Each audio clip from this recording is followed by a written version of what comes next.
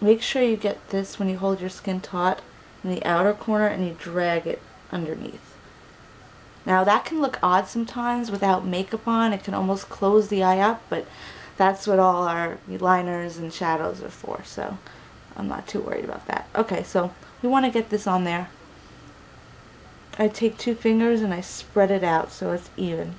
Then I go in towards the nose and I make sure I get up into this inner corner because that's where a lot of that shadowing takes place. Okay, so we're going to get that on there.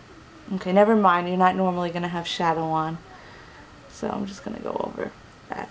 Okay, so while that's still wet, best advice if you have a problem like I have would be to use the MAC Studio Fix concealer, the one in the pot. I get about, sorry I'm not being, this is mine, usually I'm more sanitary, I'll use a spatula and a palette. Okay, but I get about that much onto my fingernail and I spread it again between 2 ring fingers. Okay, now you want this to still be wet, otherwise this stuff won't spread very well. Same thing, in a triangle, down towards the nose and up towards the outer corner. Okay, now you want to really blend that in so it doesn't look cakey. Again, use those 2 fingers up towards the outer corner and up and in towards the inner corner. So you're going in both directions. This way it'll get all of it. Okay, see, now all the discoloration is gone. So after you have that on, what you normally would do is you would set it with a powder. So I'll show you the powders that I use. I use all different types of stuff, so this is just one way of me doing things. Another way of me doing it, I'll show you that later on. Okay, so these are the powders I use. I either use Powder Flage by Benefit. I use Chanel setting powder, which is one of my favorites. And I use the Laura Mercier translucent. I'm going to use this right now. Okay, so I'm getting a little bit of that Laura Mercier translucent powder, just about that much, into my lid. And I'm going in with a fluffy brush. And I'm dabbing it in there, swirling it. I'll usually use like a MAC 224 for this, but this is what I have now. And I'm going to go in a circular motion all the way around the nose, underneath the eye, outer, all the whole area that we covered. Okay? This is a brightening powder, so I really like the effect. Same thing with the Powder Flage. It gives a brightening effect. Okay. Then I'm going to go back in again, and this time I'm going to stipple. This will really set your makeup. Make sure you get the side of that nose, otherwise you'll have lines of demarcation. Okay, like so. Now, if you feel like you're wearing too much makeup and it's a little cakey, here's another little quick tip for you, which you can do. You can go in with a pore minimizer, like Clinique Pore Minimizer, or the Oil of Olay line filler, something like that, like this. And you can go, let's put a little bit onto your palm, take a little bit, same thing, rub between your ring fingers, hold the skin taut, and dab right over the powder. A circular motion. This will give you that non-cakey look, yet it won't look like you have powder on. It'll look non-cakey, yet you'll still have the coverage that you desire. You could also use, like I said, the Olay line filler if you have any fine lines and you're afraid of your concealer creasing into those lines. It's another wonderful tip.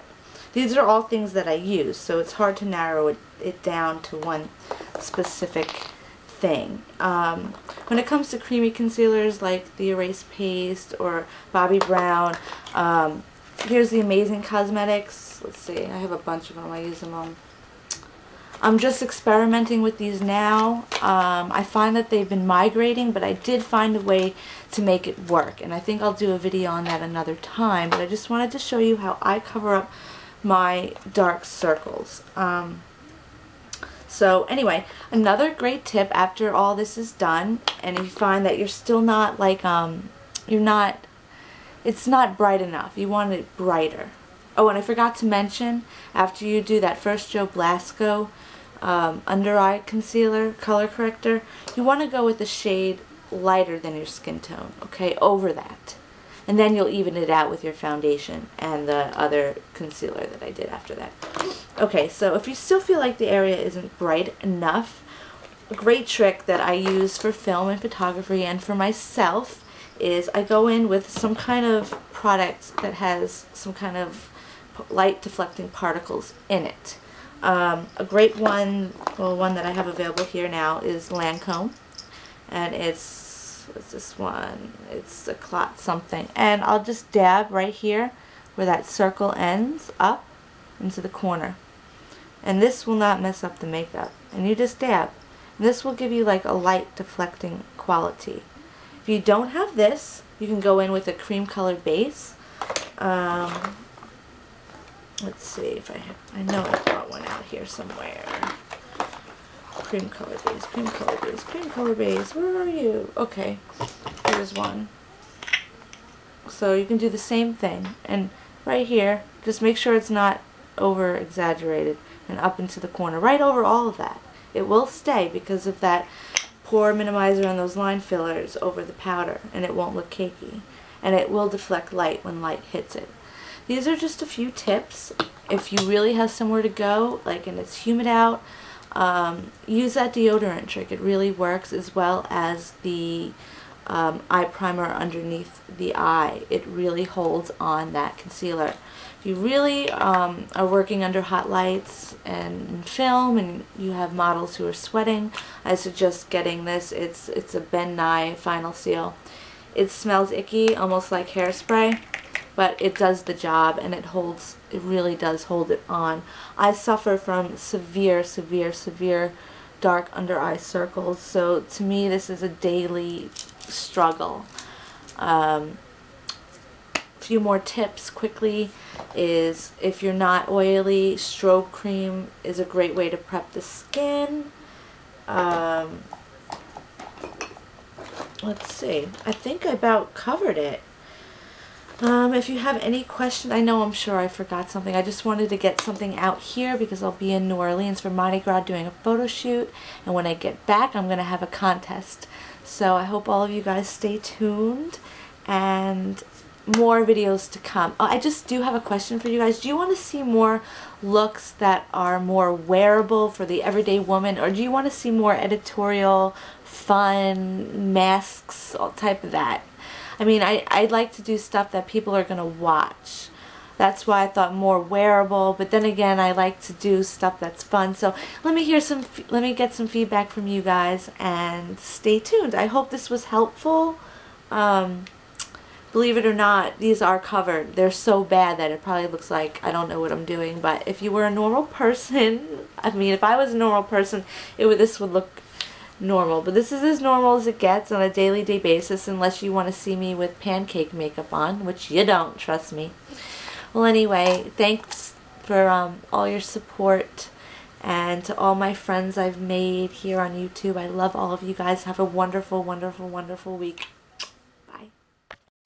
Also, another really great tip for color correction is to grab yourself a color wheel. You could probably download them online. They look like this, and you can go by, like, if you're brown under here, hold it up. This does everything for you. If you would like to know more, I'll do a video about it as well. But it would best be able to help you find what would be the best color to correct your under eye circles. That's why I also keep around this Benefit Eye Bright, because I find that this will also brighten it up on days where I don't have so much deep dark blue. This is a great product. Give it a go. You might like it. I have a ton more tips to come, but I only get 10 minutes, so hope you guys enjoyed. Again, I love you. Bye-bye. Happy Mardi Gras.